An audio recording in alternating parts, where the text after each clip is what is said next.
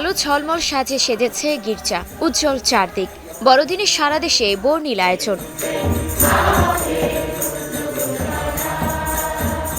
সকালে গির্জায় গির্জায় ভিড় জমান খ্রিস্টান ধর্মাবলম্বীরা। অংশ নেন ধর্মীয় নানা আচারে।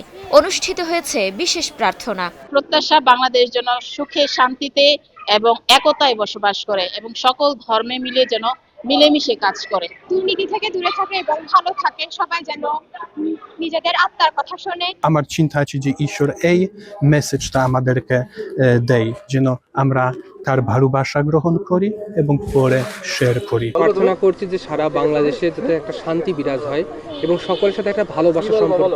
উৎসবের আমেজ খ্রিস্টান পল্লীগুলোতে। বাড়িতে বাড়িতে সাজসজ্জা, রাখা হয়েছে ক্রিসমাস ট্রি, আছে যিশু খ্রিস্টের জন্মের সময়ের প্রতীকী গোশালা। প্রার্থনা শেষে স্বজনদের সঙ্গে চলছে সাক্ষাৎ, শুভেচ্ছা বার্তা বিনিময়, সেই সাথে খাওয়া দাওয়া।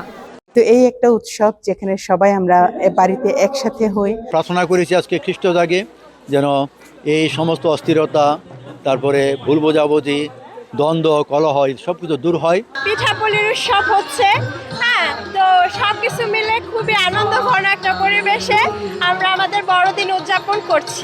শান্তির জন্য আমরা সবসময় প্রার্থনা করি, সবাইকে উদ্বুদ্ধ করি যেন সবাই শান্তিতে বসবাস করতে পারি। এটা আমাদের মূল মন্ত্র।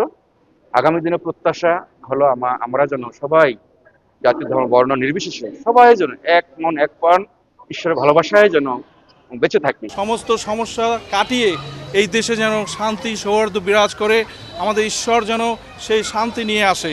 সেই সাথে আমরা প্রার্থনা করেছি আমাদের পরিবারগুলোর জন্যে, আমরা যারা এই দেশে বসবাস করছি, আমরা যেন সবাই শান্তিতে নিরাপদে বসবাস করতে পারে।